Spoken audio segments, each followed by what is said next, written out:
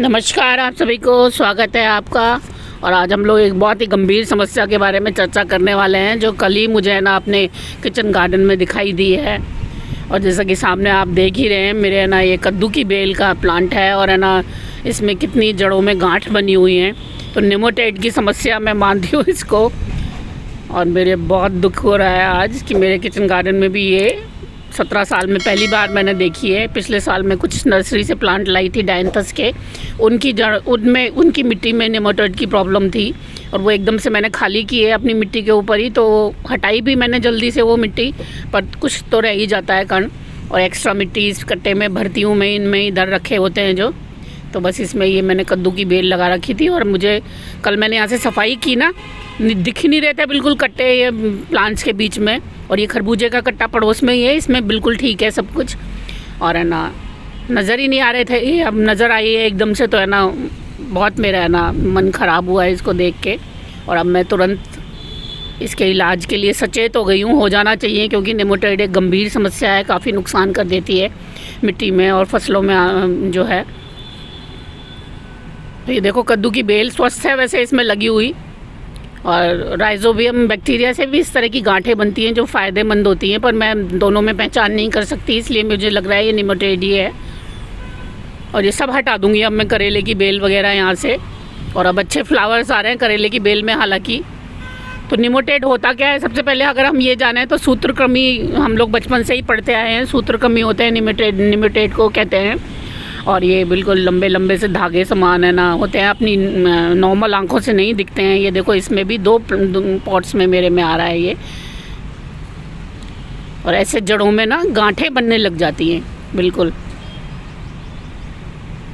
लड़ी सी हो जाती है मोतियों की, और फिर मोटी मोटी गांठें बन के आपका प्लांट पहचान ही होती है कि पीला पड़ने लग जाता है, बौना हो जाता है, कुछ ही दिनों में मर जाता है। बिल्कुल स्वस्थ प्लांट आपका। तो जड़ें ज़रूर चेक करें, क्योंकि आजकल बड़ी नॉर्मल सी समस्या भी हो गई है, गंभीर समस्या है पर नॉर्मली भी होने लग जाती है। तो ये तो इसकी पहचान है।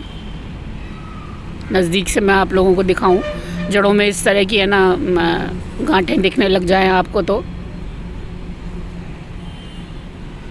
और प्लांट पे बहुत नुकसान भी होता है इसका आगे। तो ये छोटे छोटे जो कीड़े होते हैं ये है ना आपकी प्लांट की जड़ों पे अटैक करते हैं, और फिर वहीं पे है ना लावा वगैरह देते हैं, तो इस तरह से फूलने लग जाती हैं आपकी है ना जड़ें, और थोड़े दिन में फिर गल के और मर जाता है आपका प्लांट।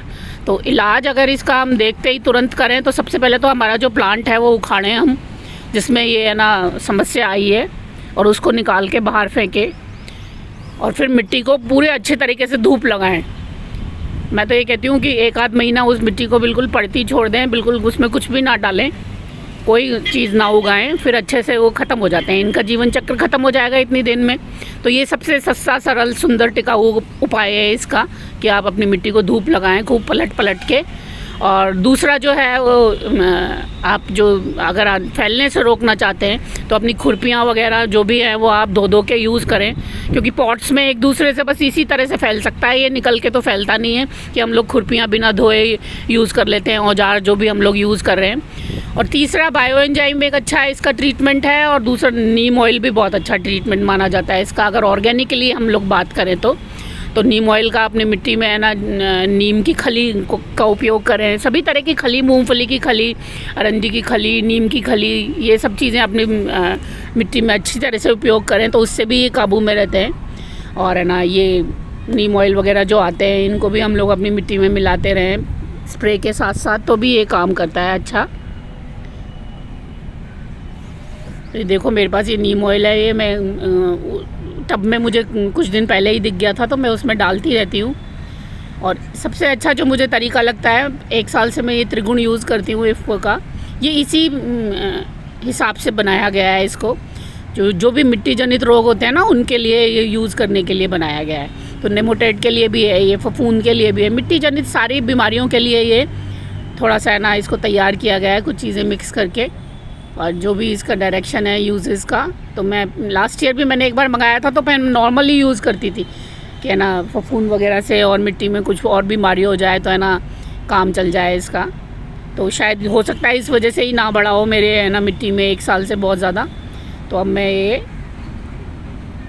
रेगुलर यूज़ करूँगी। कभी कभार कर देती थी मैं, जैसे मिट्टी तैयार करते टाइम गीले करने में मैं इसको यूज़ कर लेती थी। अब मैं इसको थोड़ा सा रेगुलर यूज़ करूँगी अपनी मिट्टी में कुछ दिन, जिससे ना कहीं और भी अगर हो तो उससे मेरे को थोड़ी सी छुट्टी मिले। और 2-3 साल से मैं लगातार सब्जियां लगा रही हूँ, बिल्कुल फ्री नहीं रख रही अपनी है ना मिट्टी को। तो अब मैं ये भी करूँगी कि कुछ दिन है ना अपनी मिट्टी थोड़ा बदल के फ्री रखूँ। तो ये भी बहुत ज़रूरी है। अगर आपका बड़ा किचन गार्डन है तो आप ये कर सकते हैं, कुछ जगह फ्री रख सकते हैं एक टाइम में, एक सीज़न में। और नहीं तो अच्छे से धूप लगाइए, अगर छोटा है तो आसान होता है मिट्टी को धूप लगाना भी। तो ये भी बहुत अच्छा एक तरीका होता है नेमाटोड से बचने का। रूट नॉट्स है ना, नेमाटोड ही सबसे ज़्यादा ख़तरनाक होता है सब्जियों के लिए। और कुछ सब्जियां जैसे गेहूं है, मक्का है, मटर है, मैंने पढ़ा है इस चीज़ के बारे में, राजमा है, गेंदा, सेवंती वगैरह, ये सब इन चीज़ों में ये नहीं लगते हैं। तो इनका भी है ना आप उपयोग कर सकते हैं, बदल के फसलें लगाएं। इससे ज़रूर छुट्टी पाएँ। इसको देख के ही मुझे इतनी थोड़ी सी ख़राब सी फीलिंग आ रही है। तो नेमाटोड एक ख़तरनाक ही रोग है जो आपकी है ना छोटी सी किचन गार्डन को भी ख़राब कर सकता है। ज़रूर इससे बचाव करें, इसको पहचानें। उम्मीद करती हूँ वीडियो पसंद आएगा। बहुत बहुत धन्यवाद।